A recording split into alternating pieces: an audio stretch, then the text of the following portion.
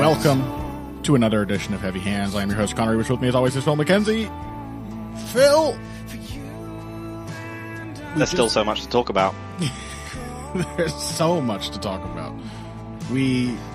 Well, first of all, we're going to get into the incredible results, incredible in many ways, of UFC 276. First, I want to say, and Phil, I want you to supply any boos or hisses you feel appropriate while I'm making this announcement. I'm sorry to our patrons. Our bonus episode last week, which a couple of you have asked about, you said, for fuck's sake, post the bonus episode already. What are you doing? Why do you hate me? And I was too embarrassed and disappointed to even respond to any of you. To tell you that the episode unfortunately did not record correctly and deleted itself. The bonus episode. I know. So, Sarukian Gamrot, Shavkat Rachmanov, Neil Magny, there were a couple others as well. Oh my god. Oh, we talked about the Yanez one, right? We did that for the main episode. I'm pretty sure we did, yes. Anything we didn't... It's all starting to fade now. Anything that we didn't cover in that main episode, we are going to tack on and revisit again in the bonus episode that comes out with this week's episode. And then I will make it up to you guys and put out, at the very least, a third piece of bonus content on the Patreon later this month. Whether it's a boxing commentary or something else, we're going to make that up to you. I was very disappointed. It was a good discussion. I had fun recording that. It was like 45 minutes too.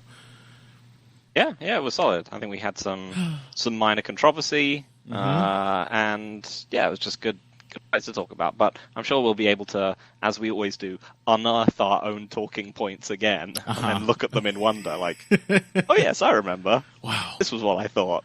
We had such brilliant thoughts back then, didn't we? You know who had a minor controversy, Phil? Who's that? Jimmy Savile. Welcome to Heavy Hands. We're going to talk about UFC 276 now. Dive right into the main event. Volkanovski Holloway 3. Oh, yes. It's still the main event. It's clearly you the were main right. event. I've never been more vindicated by anything in my life. In fact, I made several very good calls across this card that I'm quite pleased with. I think, remind me, Phil, did I pick Strickland? Because I did on the Vivisection. I couldn't remember which way I went on our show. You cheater-hedged. You picked Strickland on the Vivisection, and you picked Pereira here. Well, there you go. That's why... you made many great decisions. That's simply by choosing one side of the coin on for each one of the casts you're on. Well, that's why you guys listen to this show. Right. If you needed a reason beyond the fact that Zane Simon is on it to prefer this one, know that this is where I make my good picks. And then forget about them. Yeah, they're the mind can only contain so much brilliancy. So we're going to talk about Volkanovski Holloway 3. We're going to talk about Adesanya Cannoneer, and I think we're going to combine that with our discussion of Pereira Strickland. One was short, the other was short on action. And obviously the only interesting thing to come out of that main event is the idea of Adesanya fighting Pereira now for the third time in a new sport. There's been a heated argument, Phil, that it's exploded in my Twitter replies about people getting really mad at each other because they disagree whether Adesanya will try to wrestle Pereira or not. So, what? This fascinating discussion, watch this fight, and more will be coming up. Let's talk about the real main event. Volkanovski, Holloway. I've been blathering too much. I'm going to let you introduce it with awe and wonder. So we were talking about this a bit before the episode, but is this the greatest single performance in MMA history? Yeah. And given the relative quality of the two performers, the degree to which one of them shut the other one out. Yeah. The extent to which one of them just couldn't even get anything going, even though they were clearly trying to. Yeah. mean, I genuinely think this might be the best performance we've ever seen in MMA. Yeah. I mean, so at the very least, it has to be in the conversation. Yeah, you had some other candidates for that. Yeah, there's some other candidates. I think GSP BJ2, like Fedor Big Nog 2. What are some of the other ones? I like McGregor versus Alvarez. You said Jones DC 2. Jones DC 2. Like, all of them have some caveats, like being style nightmares. Yeah. Like Jones DC and McGregor Alvarez were. With Nogueira, Fedor, you could argue you have a certain lack of stylistic sophistication on the part of one of the fighters. Bunch of people who were able to hold Nogueira down and beat him up, but then they tended to be people like Bob Sapp and Tim Sylvia, and then, they did Bob Sapp and Tim Sylvia things. Max Holloway is like actually good at everything you need to be good at to be. I mean, he's at worst the second. I mean, before Volkanovski showed up, at worst the second best featherweight of all time. And absolutely. Easily in the top 3 if you're including Volkanovski, Holloway, and Jose Aldo. You could have some incredibly uninteresting argument about who sits where, but the fact of the matter is Max Holloway is an exceptional fighter. We have seen him bested before, but never anything close to that. I had a little fun on Twitter with this one, Phil. What's this? Well, I typed up a tweet just saying, Volkanovski is clearly the best fighter on the planet. Like, I was already saying he was pound for pound number 1. I thought this was number 1 versus number 2, and he made number 2 look like number 2. And so I said, and I knew as I was typing this, I knew before I hit send tweet that I was going to get one response at least 30 times, and I think I got it. Ooh, got some nice thunder here. I think I got the response at least 70 times to this tweet, which was that Volkanovski just beat Max Holloway worse than Max Holloway beat Calvin Kattar. And the sense I meant that in is that Calvin Kattar had more success against Max Holloway in that absolutely horrific thrashing, which he took months to physically recover from, if he has ever fully recovered. He landed more shots on Max in that fight than Max Holloway, by the way, did in this fight. Max Holloway got absolutely thrashed. Volkanovski landed more shots on him than he ever has in their previous fights, and Holloway landed fewer, possibly than he ever has in a fight absent a finish. It was in the sense of how one-sided it really was. Because there were several points where Calvin Kattar felt like he could have been working with something in that fight. Yes, and this was just sheer grip that Volkanovski had on this fight. Yeah, even going into the 5th round where he just knew he was up easily and just still kept just beating the shit out of Max. Yeah, and it's not the absolute lowest. Like, he landed about this much against Frankie Edgar. Obviously at a much higher advantage in terms of strikes landed, but it's in the absolute bottom tier of Max Holloway strikes connected. And for Volkanovski, I think it might be the most he's ever landed. It's just shy of the number of shots he landed on Brian Ortega. He made Max Holloway look like Korean Zombie. Yep. Made him look slow and useless. I remembered that, that line or that Korean Zombie came out with. I was ready. I just met, it was like an unsurpassable wall called Alexander Volkanovski. Yeah.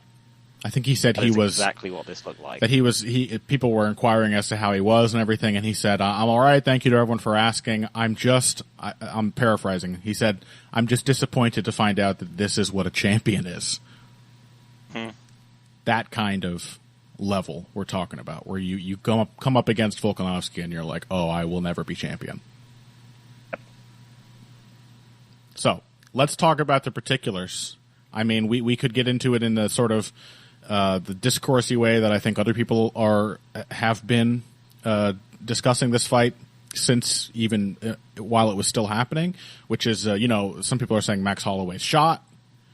Somebody said to me, he's never been the same since the Poirier fight, which I found to be rather strange because I seem to recall him having a few electric performances since then, including the second fight with Volkanovski. I really just think that Volkanovski is getting better. I mean, there's always some element of, Holloway slowing down, but I just think we saw in that Chen Sung-jung fight that Volkanovski is honing his skills, and he is taking what is already just like a virtually unparalleled like fighting brain, the way that he can calculate and adjust and adjust to the circumstances, and he is literally just improving all of his technical fundamentals, specifically the boxing. Like this is the MMA striking I have been waiting for the entire time I've been following this sport. I've been craving someone who just does basic boxing shit and wrecks people. One of the fascinating things about it is how Volkanovski, in his own personal development, has kind of crept up through the eras of MMA. Yeah, that's true. He was just like a big, top-controlled wrestling guy and like a low kicker, and now he's just like he's one of the best boxers in the sport. He might be the best. I mean, he just keeps getting better. It's not just all the commentary could talk about is who he's fast. It's not just speed. He's just so precise. And again, I have to emphasize, it's almost entirely basic shit. Like, that's not to undersell it at all. It takes tremendous skill and talent, which he has both, to dominate with fundamentals at this level. But that's pretty much what it was. Like pivoting with the jab, hooking off the jab, hitting the body, countering with the right hand, just like constantly resetting, maintaining the perfect distance. I mean, there's a point early in this fight where DC says, this is good for Max because, the longer these exchanges get, yes, I remember that, the worse it gets for Max's opponents. And this is the first fight where that was ever not the case. Where the longer the exchanges got, the more Volkanovski landed. He was able to just stack layer on layer on layer in a way that Max Holloway couldn't. And it's Max Holloway. It's his thing. So we got to talk. How did he do it? So the first obvious big crazy thing about this was, the thing we always hit first, directionality. He did it mostly going backwards. Yes. We were like, oh yeah, whoever was coming forwards was winning. When Volkanovski was able to, jab with Holloway and so on in the second fight, that was when he started to be able to turn the corner. Yep. Whoever comes forward, but he's going to have to guess if he's moving backwards against Holloway. So, whoever wins this one is going to have to come forward. No. Nope. He went backwards, and he went to the left. So, I think a big part of this was simply making a different strategic choice to the first fight, but making the same strategic choice, but in a different way. And that they were essentially just taking away Max's primary building block. But rather than in the first fight when he was going to be low kicking it, he was just going to stay out of the way of it for the most part. Yeah, and he also this is again a testament to him just getting more confident and technically better with his boxing. I noted last week. I mean, first of all, I'm very happy you made that point because our read on the second fight was essentially that Volkanovski realized, oi mate, maybe I shouldn't just let this guy come forward the whole time. And then this time, it's like the stubbornness with which he was like, no, I just have to do it better, and I can beat him like that.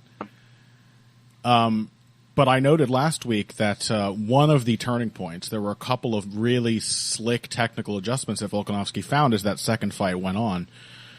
One of them was when he found his right hand in the exchanges.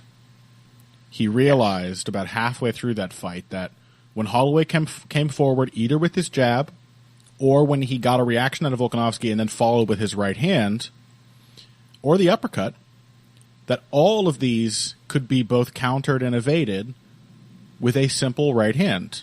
That you just take your head off to the left, you slip, and simultaneously let the right hand go. And as long as he's moving in behind his own punch, you're going to have a good chance of landing, and your head goes into a safe slot, which also puts you in position to then pivot out and reset. And he had it right away in this fight. Mm-hmm. It took him ages to. It was almost all left hand early in the second fight, and here he knew that when Max comes in, anytime he actually seriously commits to a step into range, all I have to do is slip and throw the right hand.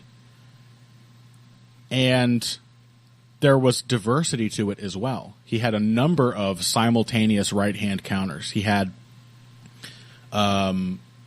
cross countering the jab or cross countering the cross. That works for both. They're both straight punches. He also had rolling under. He would Max would be coming in, he'd touch him with the jab, the right hand would come back at him, and then he would roll under, dip down to the right, swivel his upper body to the left, and bring the right hand with him. That's how he cut Max, was on a rolling right hand counter. And he also did that same maneuver to land. There weren't many. This is a very headhunty performance from Volkanovski for the most part. But the body shots he landed were largely that right hand counter, and they were crushing. There was a body shot so loud that all three of the guys in the commentary booth were like, oh my God. It sounded horrific. And it was that. It was Volkanovski realizing that a right hand is an excellent response to pressure if you can defend and attack simultaneously.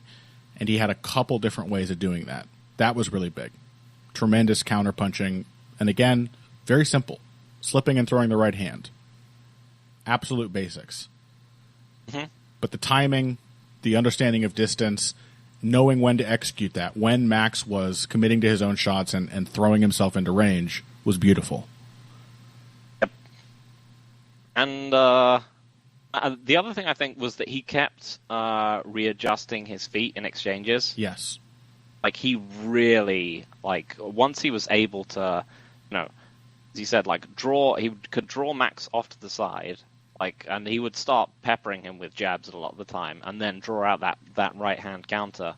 Mm-hmm. It's when they got stuck in the long exchanges, he would, as you mentioned, he would be pivoting off, but even when he was throwing, he was staying over his feet and readjusting his feet, whereas Max was kind of getting into the brawl, the kind of brawling mode where he would just plant. Yeah. And then he would suddenly find that Volkanovski was just off to the side of him. Yep. But when the Max is and can be a subtle, a subtle angular fighter. We praised him for this a lot. But in these kind of, in those kind of heated exchanges, he mostly just wants to throw. Most of his subtlety comes when he is dictating. But Volkanovski was simply he was just more subtle kind of everywhere. Even in the most heated moments, he was changing his position and keeping his feet under him. There were times when he would throw a hard 1-2, and then Max would kind of reset, and Volkanovski would still be in exactly the same position to throw the hard 1-2. Yep. And he wasn't, despite, throwing harder and being the more bricked up dude, he wasn't tiring himself out for that either. Because, again, he wasn't stumbling, he wasn't throwing himself out of position. Exactly. It was just, he would just throw, take whatever step he would need to get back into position, and then be ready to throw again. He was throwing. And, obviously he is a physical freak. Oh my God, yes. But he's not just an average bloke, whatever he says, but yeah. But, that is not just, it's not just cut. It's not just him being a physical monster. It's technique and composure. Yeah. There wasn't a thing that Volkanovski did in this fight that was too much. And he was throwing heat. I mean, he was throwing hard. But, you could see... Yeah, I mean, that was one of the things the commentary team said correctly. Like, if it was another featherweight, aside from one of the other, durability freaks, I guess, like Keita or Ige or something like that, they would have gotten knocked the fuck out. Sure. But even then, he was throwing hard in the right way. It was all just, I plant my feet here, I transfer weight this way. It was just the ideal way to throw power. So even as far as power punching goes, it wasn't overly exerting. But the most important thing, I mean, that's important, obviously, against Max Holloway. But the most important thing was how well he stayed over his feet. I mean, right at the beginning, in the first few minutes, he was already working on keying up his counters, and he throws a right hand and a huge left hook. They both narrowly miss. And they're huge. Like you can see, they're serious, especially the hook. But when it misses, Max escapes the pocket and Volkanovski's just standing there perfectly balanced. It's not, he never threw anything so hard or tried to use the type of power that compromises your position. No compromises. No, he just fixed up on pretty much every problem he had in the first fight. Yep. I mean, he was just... So, I mean, if he'd moved forward, I guess he would have had more problems getting away from the kicks, but as it stood, he just mostly wasn't there to be kicked or just blocked them. Mm-hmm. And then just ended up in boxing exchanges. Like, clinch exchanges, which you might have reasonably thought could go Max's way. No. Clinch exits, no. And the clinch entries were perfect as well. Like, he did that thing I've talked about countless times where... Max would get really, really aggressive with his footwork, and Volkanovski would sense the moment. If he steps in now, there's not enough space for me to get away. And you could just see him perfectly timing this with the exact same timing he used on his counter punches. A counter step in, engage the clinch first. And I talked last week about him, getting hit first on the brakes a few times before he had to adjust. He was always ready on the clinch breaks. He engaged the clinches on his own terms, except for when Max, God forbid, went for the wrestling in a desperate bid to do anything unexpected. And even then, Volkanovski was winning on the breaks. But for the most part, he entered the clinches on his terms. He exited the clinches on his terms. He maintained the distance, so every exchange was on his terms. When the exchange wouldn't have suited his terms, he used his defense, and his defense was exceptional. Just largely just distance and excellent footwork, and the footwork fits into the same category of the punches, as in nothing was exaggerated. Nothing was too much. Every step was as long or as small as it needed to be. He did maneuvers using multiple steps rather than trying to bound away with one big one and putting himself out of position. And his defense, like the boxing shell, is more reliable than it ever has been before. When he had to retreat under fire, he didn't get up standing tall very often the way he has in the past.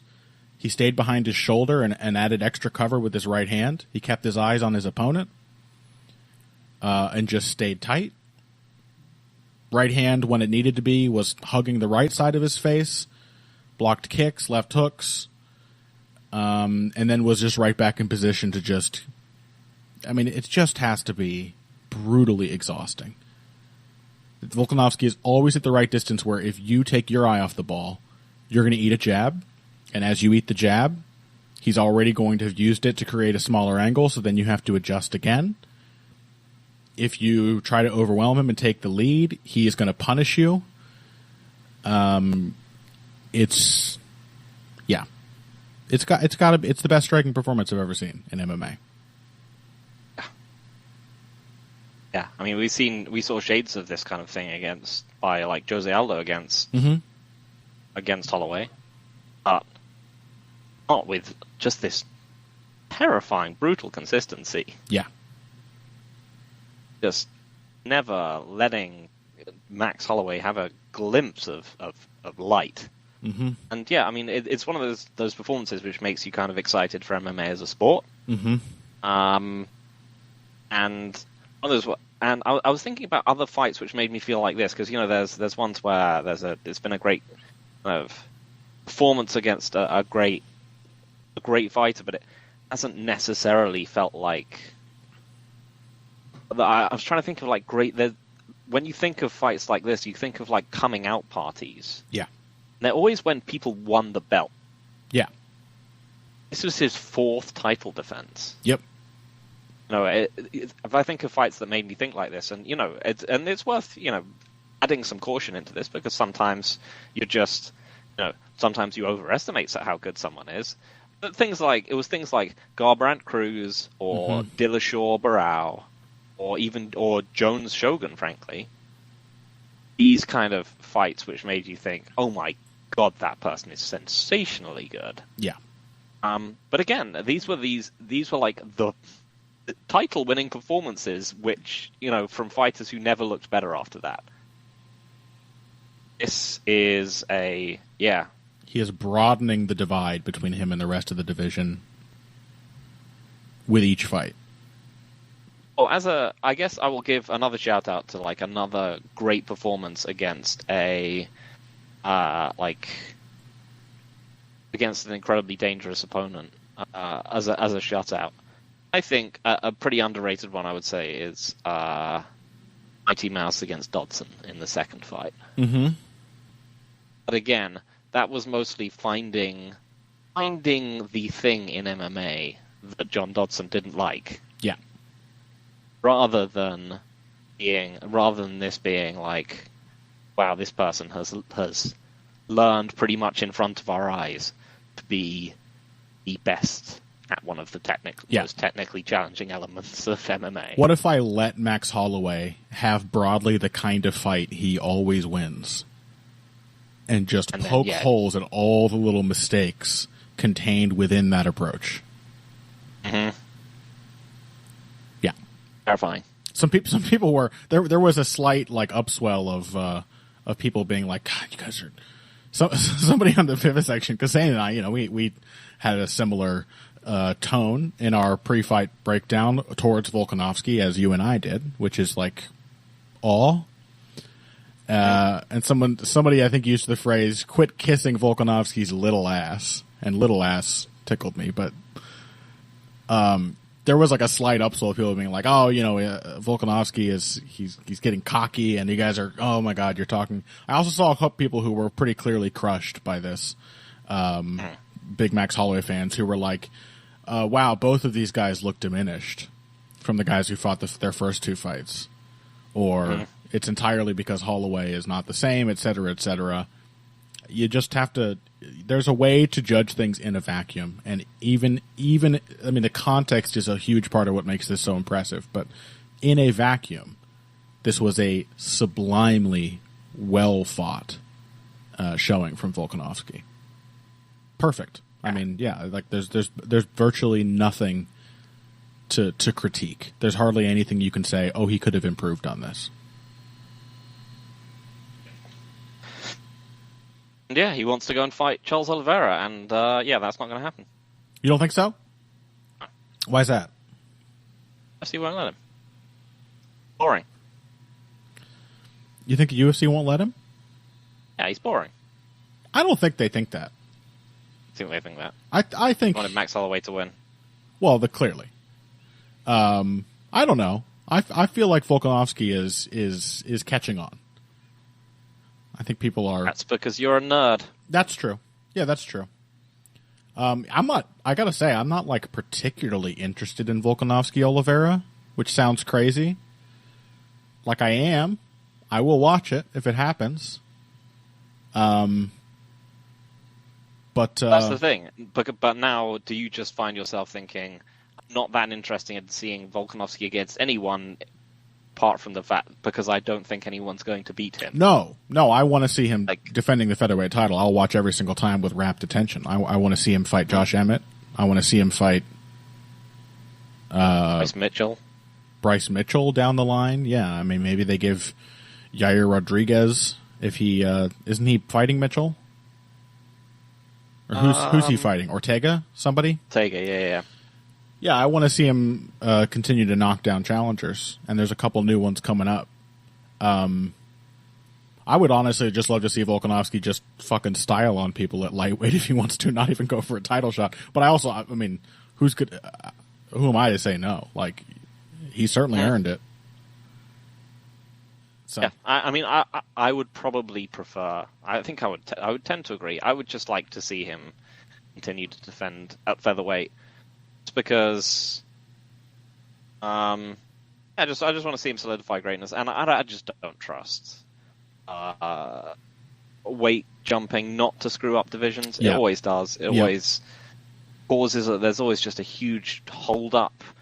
Guy has to put on weight, or they don't look great when they actually go up, or something like that. It always ends up just being a big, old mess. Yeah, and I would rather not have that happen. But also, I don't think the UFC will allow it. But partially because they have contractual obligations to have title fights, and the one thing they don't want to do is actually, at this point, reduce the amounts of belts that they have going round. Right, or the number of champions defending, They want to make sure that every time something comes around, they can slot in a Valentina defense and something else. Even she's starting to show some cracks. Uh-huh. And so I just don't think that unless they knew it was someone that people loved, they just won't let him do it. I'm sure. Yeah. And I'd probably be more clamoring for it if I didn't have weight jumping fatigue from our last 8 dozen attempts by champions. But if it happens, I will watch it and I will be excited. And I don't want to be a downer here. I just I'm so amazed at what Volkanovski did that I just want to see him continue, like you said, cementing his greatness. He could very easily, a couple more, supplant Jose Aldo as best featherweight of all time. He's that good. He's just sensational. As I said on Twitter, and again, obviously got some pushback on this one. I was like, he might just be the best MMA fighter we've ever seen. Yeah.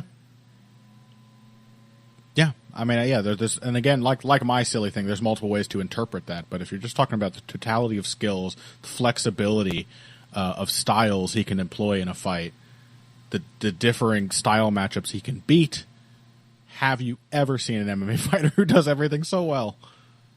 Not really. Yeah, I mean, no one's clearly better. Let's say a lot. When I said that, a lot of people were like, recency bias. A lot of people say this after every great performance someone has. I'm like, I don't care.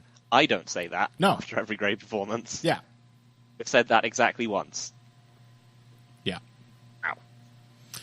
All right, well, let's take a break. When we come back, the quote-unquote main event of UFC 276, and what a main event it was. What a wonderful way to follow up this all-time legendary performance with a, shall I say, middleweight Valentina Shevchenko fight.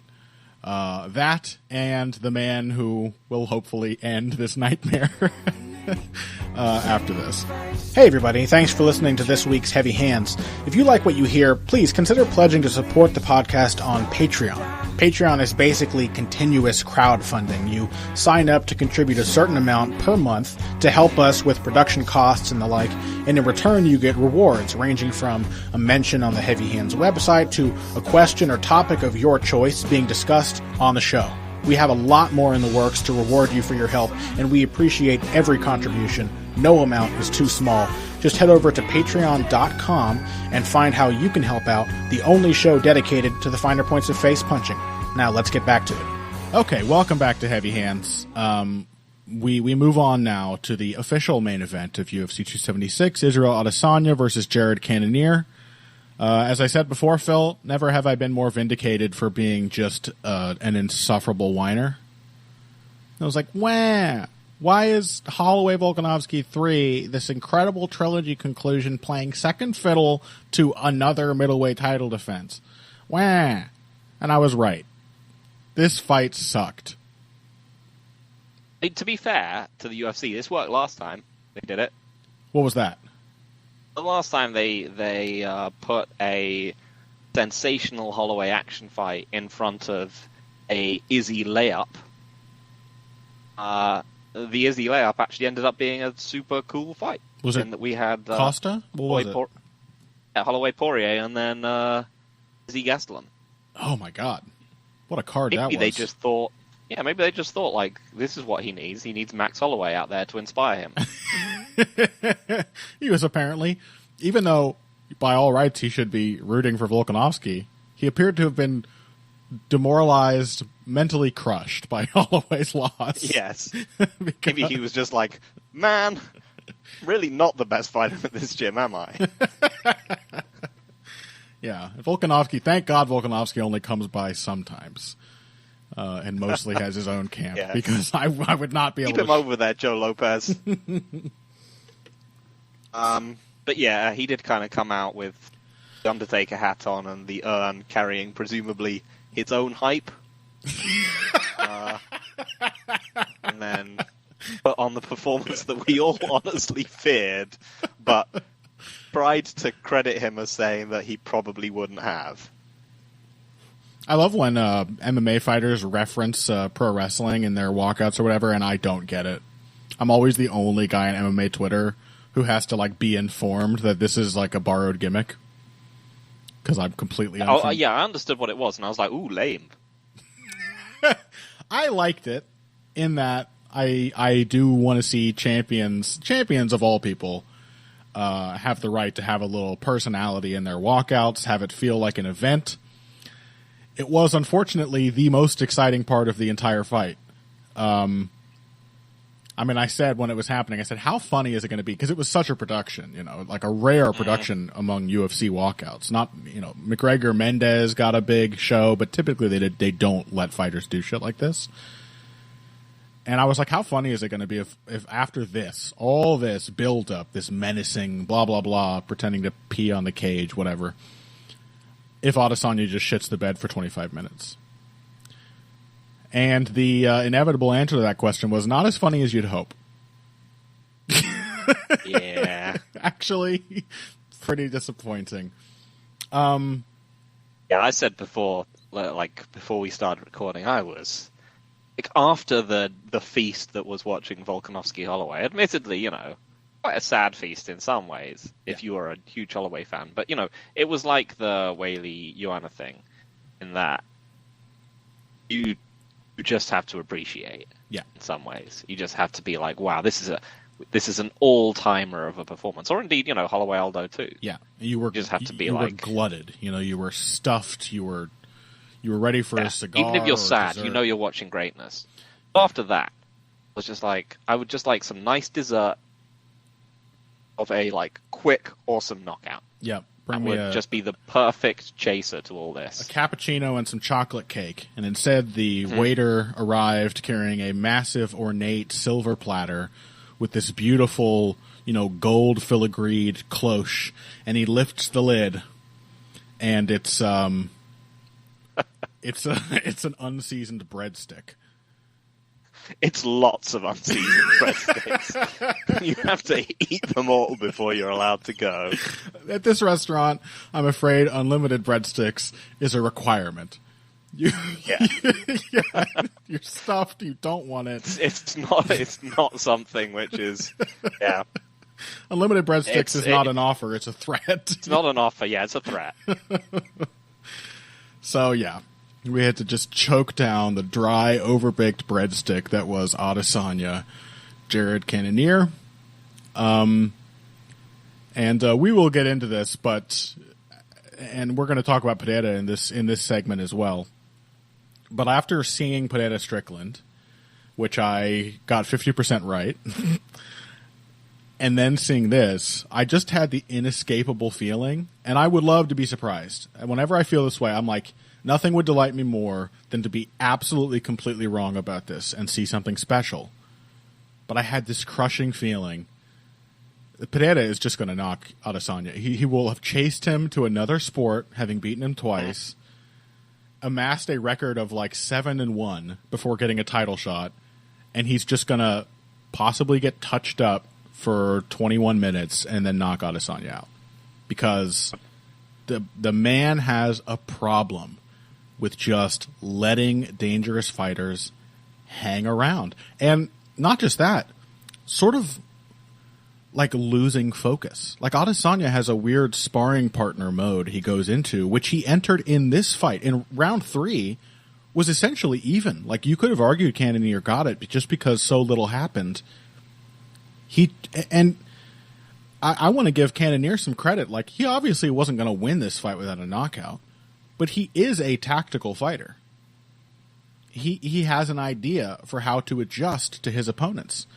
And in particular, pressuring Adesanya into the fence, using hooking body shots to intercept him. He landed more low kicks than I would have expected. Like, his defense wasn't atrocious. Like, he had some good ideas and was trying to adjust. And at some point, if Adesanya keeps having performances like that with dangerous fighters, and Pereira is a lot more dangerous than Cannoneer because he's better at striking, he's going to lose. It's happened before. Yeah. I mean, like we said beforehand, yeah, Cannoneer isn't a dumb fighter, and he made good reads towards the end of this fight. Yeah. Yeah, primarily just he managed to pressure Izzy without overcommitting. Mm-hmm. No, Izzy couldn't just snipe him from range with the jab or the low kick. He gradually, slowly pushed him back and then bum rushed him into the fence and actually started kind of hitting him on clinch entries and working him to the body a bit. Mm-hmm. Yeah, the one really nice trick I would have loved to see him go back to was he went in on the shot, actually connected with the legs, and then just kept running forward and popped back up and landed 2 short punches in close range. Mm-hmm. It's a nice trick. Adesanya had to actually respond to the takedown, and tying up with Cannoneer is, he's a strong dude. Cannoneer is not a fighting genius. Like, he absolutely will come up with an idea and then get distracted by something else. He doesn't have that level of discipline that, like, fundamentally perfect technical strikers have. But he did come up with ideas, and Adesanya let him. Yeah, that's the thing that you get from Adesanya's performances, is that he's fighting on unnecessarily tight margins for a sport which has more opportunity for variance than the one he's left. Yeah, absolutely right. He's, if all Pereira needs to do is to really catch him badly once or twice, the way Adesanya is fighting is almost guaranteeing that to happen. Right. It's going to be harder to avoid because the gloves are going to be smaller and it's just weirder. And yeah, Pereira has kind of gone into the MMA, and Adesanya himself went into MMA and spent a long time learning it before he went in. Has learned all this kind of transitional clinch work, and has learned to be like a really good defensive wrestler and a pretty decent grappler in his own right, and all this other kind of stuff. He's mistakenly learned all these MMA specific skills, and Pereira has kind of followed him into the sport, and he's largely been like, this grappling stuff, I'm pretty big and strong, that should work. That's fine. And other than that, it's just, it's the same stuff, right? It's totally worked. Yeah. It's totally worked. It might just work again. Yeah. Yeah, and I don't want to say that paint this as if Adesanya did badly, or I don't think he lost a round. One was very close just because so little happened, but great jab. Yeah, I mean, I think the last 3 were actually all reasonably close. He really drifted out of the fight. I don't actually gave any of them to Cannoneer. Exactly. Yeah, he just let it get so narrow unnecessarily and seemed kind of uninterested until there were a couple of moments where he had to put his foot back on the gas because Cannoneer was clearly trying things with more confidence. But he's got the great low kicks. He's got relatively good movement. He's, the jab was really nice when he went to it. Yeah, I really like the way he fires that jab. In fact, Dean Thomas was talking about, he had like a particular name for it. He was like, it's a such and such jab, where he was describing how, the elbow is on the ribs and it just shoots up. To me, that's just a proper jab. It just shoots right out from that chambered position with the elbow tucked against the ribs, and it's very hard to see even when the hand starts high, because it is perfectly straight, and like you can get surprised by oncoming traffic. It can be really difficult to determine how fast something is coming at you when it is moving in a perfectly straight line. Adesanya has that level of technique in his jab. But yeah, So before we talk about their impending matchup, I don't see what the hell else the UFC would do. Like, they would be insane not to make this booking with Pereira. Who else could there be? Who else could there be? Even slight way. This was already a not particularly interesting, just sort of, this was like the UFC's equivalent of a mandatory challenger. So let's talk about Pereira's own performance on this card. He fought Sean Strickland. We wondered about all the things. We wondered if Sean Strickland was too stupid to try wrestling. He was. But I also thought, as brief as it was, this was actually a really strong performance from Pereira. Yeah. I agree completely. I mean, on the one hand, this was very funny. Oh, yeah. On the other hand, I did think he looked like he'd finally acclimatized in a way much more effectively than he had against, for example, Bruno Silva. Yeah. And there were the elements of Strickland's style that we talked about, how they would be potentially just suicidal against a guy with Pereira's striking acumen. So in some ways, the way it was approached, et cetera, more forgiving than previous fights. But, this was easily Pereira's best MMA performance yet. It was almost entirely kickboxing. But his kickboxing actually looked very sharper than it sometimes has in actual kickboxing. It was, in fact, a very jab-heavy performance. That was, the left hook finished it, but by far his primary weapon in this fight was the jab. And the jab set up the left hook. He also used it exactly the way that Volkanovski did. Good striking fundamentals to reset and create angles. He threw slip jabs. And I think perhaps most importantly, he threw lots of body jabs. Yeah, so someone on Twitter actually wrote a nice thread about this, or at least video, I think. Sweet Punch Memories, I think it was. Mm-hmm. Basically, showing just how Pereira turned Strickland every time as Strickland sort of trotted around the ring, the cage after him, and just jabbed him to the body. Yep. And Strickland just started tucking his elbow more and more, and then and reaching for them with the same motion and just clocked him. Yeah, and Strickland was pawing for the jabs, whether they were body or head jabs. We've noted many times how Strickland's not only very upright, he's very handsy. Mm. And if you're going to be there to be hit and chasing things with your hands, then it only takes one misdirection against a puncher like Pereira in particular to end your night. Yeah, I thought those body jabs were really nice. I especially liked how back when I was still boxing and doing Muay Thai, et cetera, probably my most used technique was trying to time my sparring partner's jab with my own jab to the body. This is something Floyd Mayweather's done a billion times. Like, it's just really good because it has all the benefits of a slip jab, where you jab with them, but your head moves offline, except you are hitting a larger target, and it's a solid target too, which helps. Like, it has stopping power. It makes it easier to reset on the angle, and you're essentially, just racking up free attritional damage and giving them something to react to. And a lot of Pereira's body jabs weren't even to the gut. A lot of them were to the chest, which is a great underused technique. That hurts. You have to respond to it just like a jab to the gut. It also makes you nervous about moving your head when somebody just keeps jabbing you just under your throat. And, and then it was like a simple, loading step. It wasn't even really a feint of a jab. It was just enough body movement to make Strickland think, here comes that left hand again, And he was right, except it was a hook. And that was it. Yeah, and something I said on Twitter, but we've talked about how Bisping gets wound up by Strickland because Strickland is dark side Bisping, but really, you couldn't get the poetry any better. No. That Bisping's, first big moment was just endless shit talk against Dan Henson. It's like, what am I going to do? Walk into his right hand kind of stuff? Only punch he throws. And then he just gets absolutely demolished by it, and everyone makes fun of him. Strickland does exactly the same thing. Yeah. Suicidally circles into an absolutely nuclear punches. Most famous strike. Just gets deaded. Yep. Michael Bisping, as you said, finally understands why it was funny.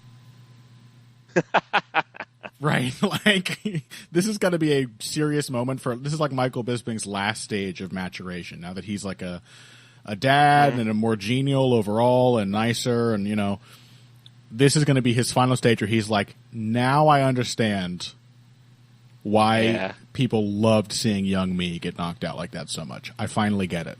Because I fucking hate this Strickland kid, and that was delicious.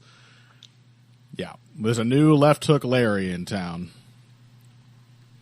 So, let's talk about it then. I mean, Pereira, Adesanya, is there anything more to say? Obviously, like, if Adesanya were to have a similar kind of performance, that could be potentially ruinous, because Pereira is not only as big a puncher as like Cannoneer, but much bigger and a much better technical striker. And I think this was a great demonstration of that in particular. This was a really clean striking performance from Pereira, that he is capable. Maybe he's slower than Adesanya, his defense isn't as good, et cetera, et cetera. We've seen that in their second fight. But he is a stable fighter who stays over his feet and keeps himself in position to deliver that punch that turns everything around. He isn't. Mm-hmm. Given his own fight, he's not that easy to hit. That was, again, somewhat surprised me in that. Yeah. Strickland really wanted to have that kind of handsy fight with Pereira, and he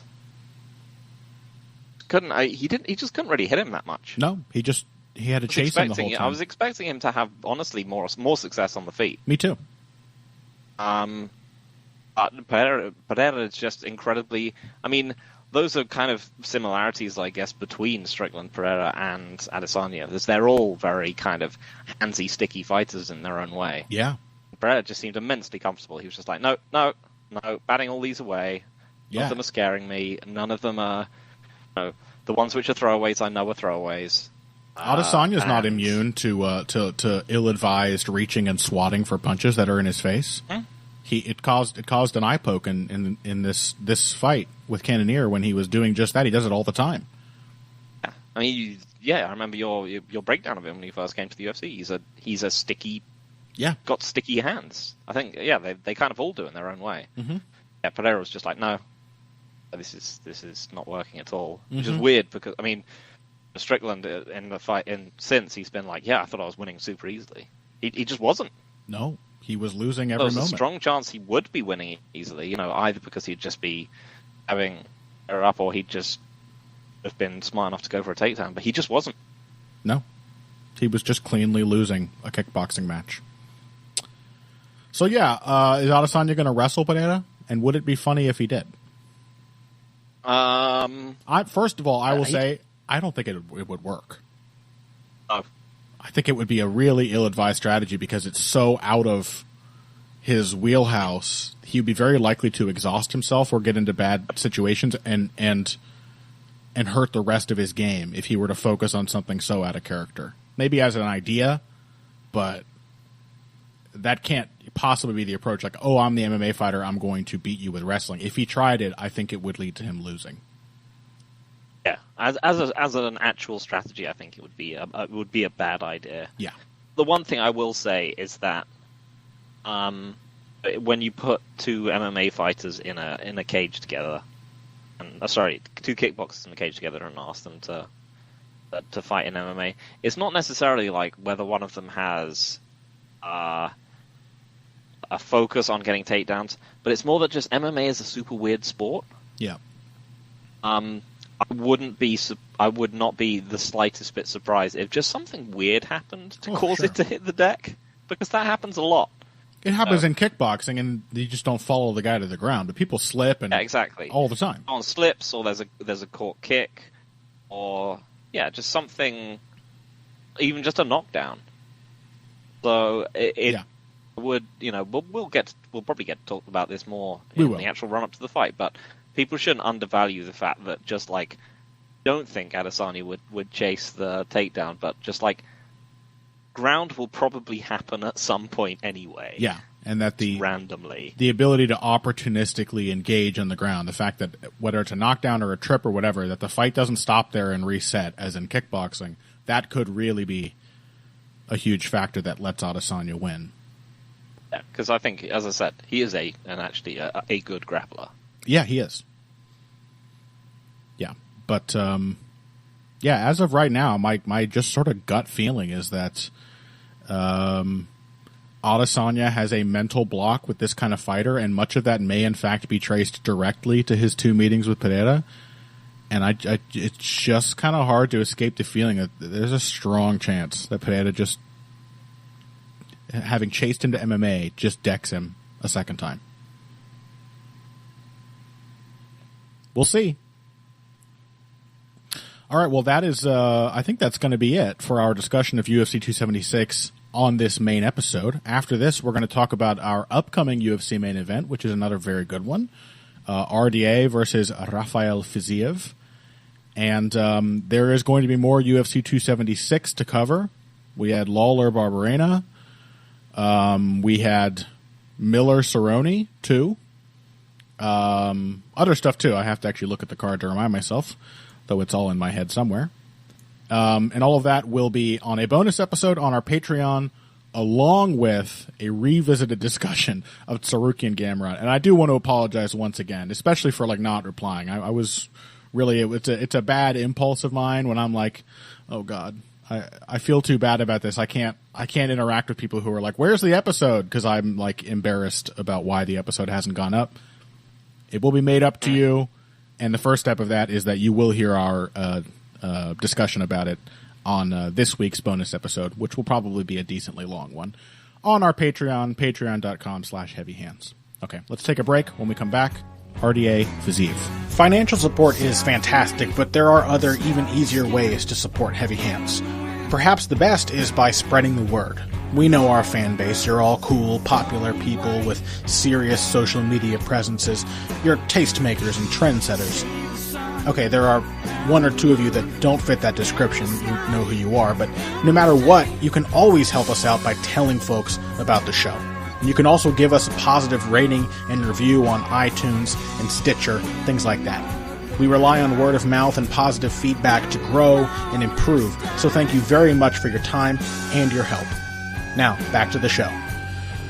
All right, welcome back to Heavy Hands. We are, honestly, still struggling a bit to wrap our heads around next weekend's UFC Fight Night main event, Rafael dos Anjos versus Rafael Fazeev. In many ways, I mean, yeah, there just seem to be a lot of X factors here that we don't entirely have a lot of hard evidence for both of these guys. Mm-hmm. Yeah, I mean, Fazeev has kind of run up the division, taking the strikers route. Has now got to the point where he has to, he's basically fighting to get put in something close to a title eliminator, given that there's several immovable blocks at the top of the lightweight division. He hasn't really fought anyone who fights anything like RDA. Nope. Meanwhile, you just got to wonder where RDA is at. He looked surprisingly great against Paul Felder, but he's also a million years old and has been fighting for 800,000 of those years. Yeah. And neither guy really looks like anyone on the opponent's any opponent the other one has had. Right. Yeah, I mean, obviously, I think we should just jump in first of all and say that one of the biggest unanswered questions hanging over this is how does Fazeev deal with wrestling? I mean, I think all of these things are very interconnected here, all of these questions, because we know, for example, that RDA is terrifying when allowed to pressure, and that he will try hard to enforce that pressure. I think we saw that, we've seen that renewed in these last two fights at lightweight. Some of that has to do with just being bigger relative to his opponents. We know that while not bad, and in fact quite technical, off the back foot, he just has this persistent problem of his defensive footwork is not, he's not Volkanovski off the back foot. His defensive footwork is more Barboza than Volkanovski, where he will overcommit, continually retreat in straight lines, and can get put against the cage and is just not often enough in position to return fire, even though he does have, a good jab and some decent defense and some nice counters. It's not the kind of fight where he's in position to do his best work as often as when he's pressuring. And I also think psychologically he just likes pressuring better. But to answer the question of, does Fazeev aggressively pressure RDA? Does RDA concede to that kind of fight because Fazeev can be so determined to just stick in the pocket and come forward, or at least stand his ground? In order to answer that question, we have to know how the wrestling enters into it, because that seems the most obvious and effective, possibly effective way of blunting any aggression from Fazeev, is just being able to take him down. And the truth is, we don't really know, because we haven't seen Fazeev fight anyone who wrestles as well as RDA or grapples as well as RDA. So it's a big question that just basically remains unanswered. We've certainly seen great looks out of Fazeev as a defensive grappler and wrestler. I mean, I think in general, he has just fantastic defense. Yeah, he does. Especially early in fights, and this is another big X factor to ask as we go later. I think partially he just has tremendous reflexes. Yep. You can just see him watching stuff in real time and reacting to it. That makes him such a dangerous counterpuncher. He has just tremendous hand speed and tremendous reflexes. And he also has pretty systematic defense too. So it simplifies the reaction. The reaction time can be put to use as just more an element of timing, because he's got 3 defensive moves he's going to go to, basically. Mm-hmm. And doesn't have a whole lot of options that he has to choose from when he realizes that a strike is incoming. Yeah, he's really solid defensively. Yeah, so my initial thought is that, yes, he's going to be fine at defending takedowns early.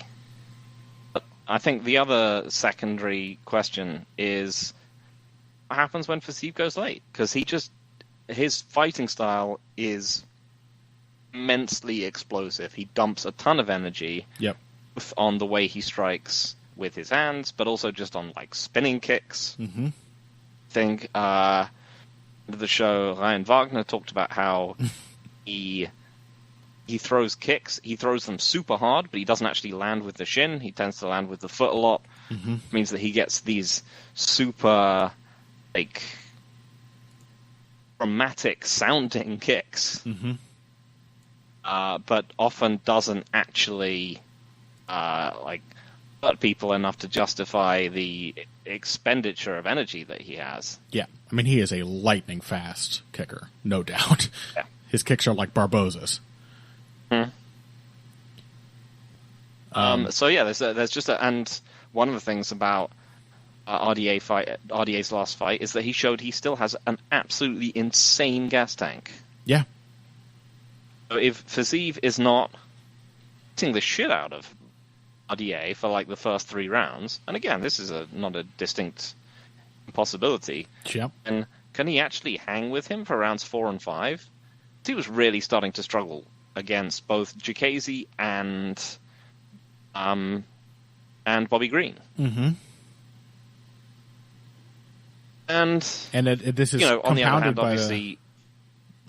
Sorry, what's that? I was just saying this is compounded by the fact that RDA is also one of the more consistent attritive strikers he will have faced.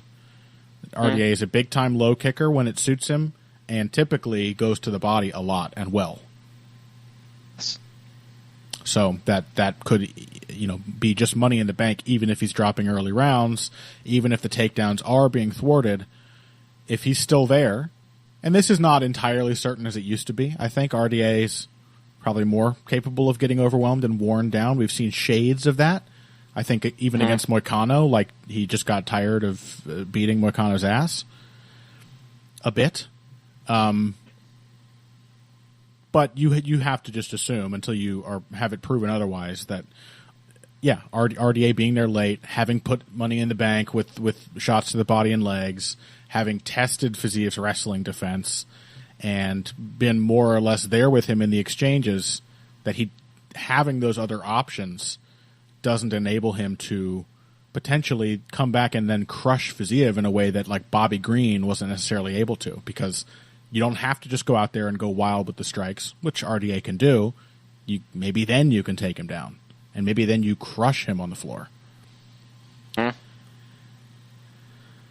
It's a genuinely very difficult fight to pick. Very difficult fight to predict. I agree. Particularly because in all this time, including his entire stint at welterweight, he particularly hasn't been finished by anyone. The really notable one, I was actually thinking about this, as we started recording. Perhaps his closest analog to Fazeev in the way he counters, was Eddie Alvarez. Mm-hmm. Someone who was, happy for RDA to come forward and draw him onto shots, and was going to move out of the way and counterpunch in combination. Mm-hmm. This could be that kind of fight where it's not necessarily a death sentence for a guy like Fazeev. I mean, it could go wrong strategically, but I can't think of many other fighters in this division I would be more confident in their ability to sort of just stay alive and win exchanges without just having to push RDA backwards. If he does push RDA backwards and can stop the wrestling doing it, that also seems like a great route to victory. But I mean, I think I might some kind of synthesis of the two. I mean, partially, I just have to take the youth pick, just because I suspect the speed difference is going to look really pronounced here. That is sort of the way I'm leaning as well. Fazeev can mimic Alvarez on defense and can at least perhaps not exhaust his gas tank on offense if he can get RDA moving backwards. Also, just that I can't really trust RDA that much at this point. I mean, admittedly, he hasn't shown me a huge reason not to. No. He's never lost to someone apart from Alvarez that he couldn't, where he didn't, unless he had a wrestling disadvantage. Mm-hmm. As long as he's been able to dictate the wrestling, he's always been able to win these kind of fights. I just think this is one of those ones where it's going to be like he's going to try and he likes to dictate, and I think he's going to throw strikes to get Fazeev moving out of the way and moving into things. He's going to be like, okay, I throw the right hand, then can follow it up with the left, or the body kick, or the right hook, or the takedown, and he's got all these branching options. I think he's going to throw the jab to start it off, and Fazeev's going to immediately counter him, and he's going to be like, what was that? And whilst I'm sure RDA can dig himself out of a hole if he gets into one, I just don't like picking people to dig themselves out of holes. Yeah, same. Unless I have every reason to think that it is like in their character that they are not going to start doing well until they're in a hole, those guys, then I also hesitate to pick that. And as much as RDA is capable, and we've even seen in this recent run, like I think you could argue he sort of did that arguably successfully against Colby Covington, and found his way back into a fight that was not going well from the outset. It's not like in his nature. RDA is the guy who sort of questionably loses when he can't be in the driver's seat, or he is able to just keep the other guy under pressure the whole time, and is like, he's not a front runner per se, but he kind of is.